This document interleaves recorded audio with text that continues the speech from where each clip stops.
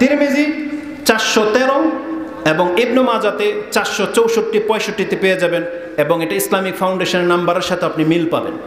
তাহলে প্রথম বলেছি নামাজের গুরুত্বের ক্ষেত্রে নামাজ হচ্ছে ঈমান, আর এটার জবাবে বললাম কিয়ামতের মাঠে এই জন্য সর্বপ্রথম আপনার সালাতের হিসাব নেওয়া হবে।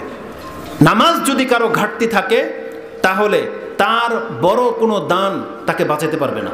নামাজে যদি ঘাটতি থাকে তার বাপ মার খেদমত তাকে বাঁচাতে পারবে না। নামাজে যদি ঘাটতি থাকে এমনকি সে মুজাহিদ হলেও তার জিহাদ তাকে বাঁচাতে পারবে না যদি নামাজে কারো মিসিং থাকে, কারণ এটা হচ্ছে প্রথম জবাব। আর আল্লাহ সুবহানাহু ওয়া তাআলার নীতিতে সব কিছু সিরিয়ালভাবে যাবে। কোনো অমুসলিমকে কোনো আমলের কথা জিজ্ঞাসা করা হবে না। প্রথম জিজ্ঞেস করা হবে মানুষকে, তুমি কি ঈমান এনেছিলা কি ঈমান আনোনি। প্রথম পরীক্ষা করা হবে ঈমানের। আর ঈমানদারদেরকে যখন জিজ্ঞেস করা হবে, প্রথম জিজ্ঞেস করা হবে সালাত সম্পর্কে।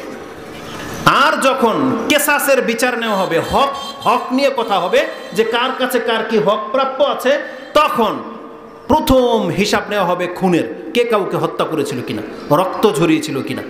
প্রত্যেকটা বিচারের একটা ধাপ আছে, যার প্রথম ধাপেই আপনি আটকা পড়ে যাবেন, পরের ধাপ আপনাকে বাঁচাতে পারবে না, পরের ধাপ আপনাকে বাঁচাতে পারবে না। যেমন নামাজ পড়ার জন্য প্রথমে ওযু লাগে, তারপরে ওয়াক্ত হইতে হয়, ওযু লাগে তারপরে নামাজ। এখন পর্যন্ত ওয়াক্তই হয় নাই, তার নামাজের কথা আলোচনা হবে না। ওয়াক্ত হয়ে গেছে, আপনার ওযু নাই, আপনাকে নামাজের কথা বলা হবে না। আগে বলা হবে আপনি ওযু করে আসেন, পবিত্র হয়ে আসেন, তারপর আপনার নামাজের বিষয়। তাহলে প্রত্যেকটা জিনিসের ধাপ আছে। আপনি জান্নাতে যেতে চান, আপনার প্রথম ধাপকে ঠিক করেন, সেটা হচ্ছে সালাত। ইবাদতের মধ্যে এটা প্রথম স্টেপ, আপনার সালাতকে ঠিক করেন। এবার আমি আপনাকে যে জিনিসটা দেখাতে চাচ্ছি, এটা হচ্ছে আজকের বক্তব্যের জন্য আমার সবচেয়ে গুরুত্বপূর্ণ পয়েন্ট। সেটা কি জানেন? একটা লম্বা হাদিস। ইমাম বুখারী তার কিতাবের প্রায় 4টা অধ্যায়ে হাদিসটা এনেছেন। ইমাম মুসলিম তিনিও তার ঈমানের অধ্যায়ের 5টা পর্ব করেছেন এই একটা হাদিস দিয়ে।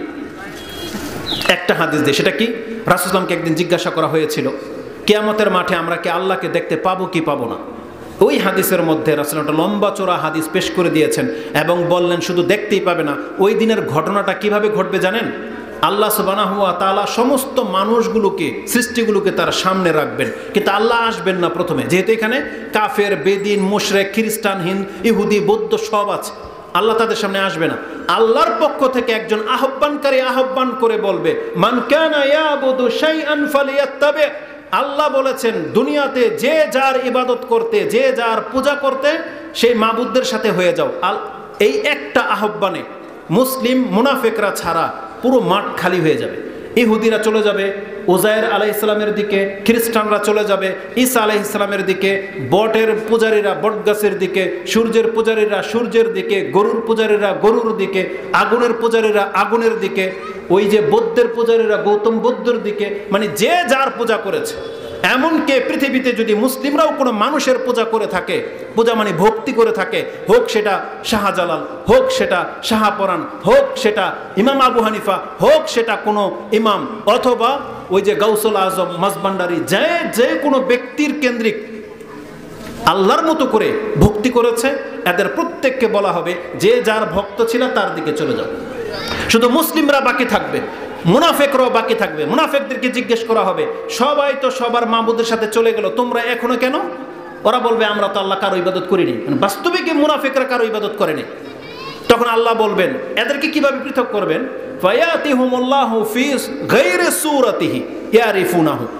মানুষ আল্লাহকে যেই রূপে চিনে, আল্লাহ সেই রূপে আসবে না, ভিন্ন একটা আকৃতিতে আসবেন মুনাফিকদেরকে বের করে দেওয়ার জন্য।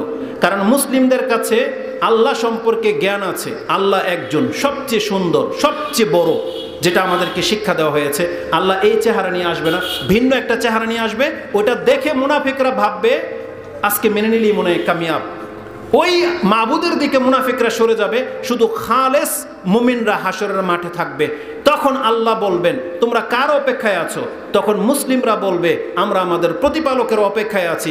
আল্লাহ বলবেন তোমার রবকে চিনার জন্য কি কোনো নিদর্শন তোমাদের কাছে আছে? বলবে নাম, কারণ কোরআনে আল্লাহ আমাদেরকে বলেছেন আমাদের ঈমানকে পরীক্ষা করার জন্য আল্লাহ পায়ের গোছা উন্মুক্ত করে দেখাবেন। তখনই আল্লাহ সুবহানাহু ওয়া তাআলা পর্দাকে উঠিয়ে দিবেন। আল্লাহর পায়ের গোছা বা পায়ের গোছার কথা আছে, আল্লাহ সেটা উন্মুক্ত করে দিবেন। রাসূলুল্লাহ সাল্লাল্লাহু আলাইহি সাল্লাম বলেছেন সেই দিন পায়ের গোছা দেখার ফলে এমন কোনো ব্যক্তি সেজদায় পড়ে যেতে রাজি না হবে না সবাই সেজদায় পড়ে যেতে চাইবে যারা তেকাআন ও রিয়াআন লোক দেখানো নামাজ পড়েছিল, ভয়ে নামাজ পড়েছিল, তারা পর্যন্ত নামাজীদের সাথে সেজদায় পড়ে যেতে চাইবে। আল্লাহ সুবহানাহু ওয়া তাআলা কি করবেন? তারা সেজদা করতে পারবে না। কুল্লামা আরাদা আইয়াসজুদু, চাইবে সেজদা করতে, রাসূলুল্লাহ বলেন খাররা আলা কাফা, চিৎপটাং হয়ে পড়ে যাবে, প্রমাণ হয়ে যাবে যে এরা নামাজি নয়, উল্টা হয়ে পড়ে যাবে। আল্লাহ সুবহানাহু ওয়া তাআলার পক্ষ থেকে কেন? জাআলাল্লাহু যাহরাহু তাবাকাতান ওয়াহিদা, তাদের পিঠকে একটা কাঠের মতো শক্ত করে দিবেন আল্লাহ। কারণ দুনিয়াতে সে অভ্যস্ত ছিল না সেজদা করা, অভ্যস্ত ছিল না। যেটা আমার সময় পাস হয়ে চলে গেছে, আমি শুধু আপনাকে দেখাতে চেয়েছিলাম যে নামাজ আপনার ইমানের পরীক্ষা স্বরূপ, এটা কিয়ামতের মাঠে প্রমাণ করার জন্য পড়তে হবে। আপনাকে আল্লাহ বলবে না তুমি মুসলিম না কাফের, আল্লাহ শুধু পায়ের গোছা উন্মুক্ত করে দিয়ে বলবে মুসলিম হলে তো সেজদা করতে পারবা, আসো সেজদা করো। কিন্তু সেই দিন আপনি সেজদা করতে পারবেন না।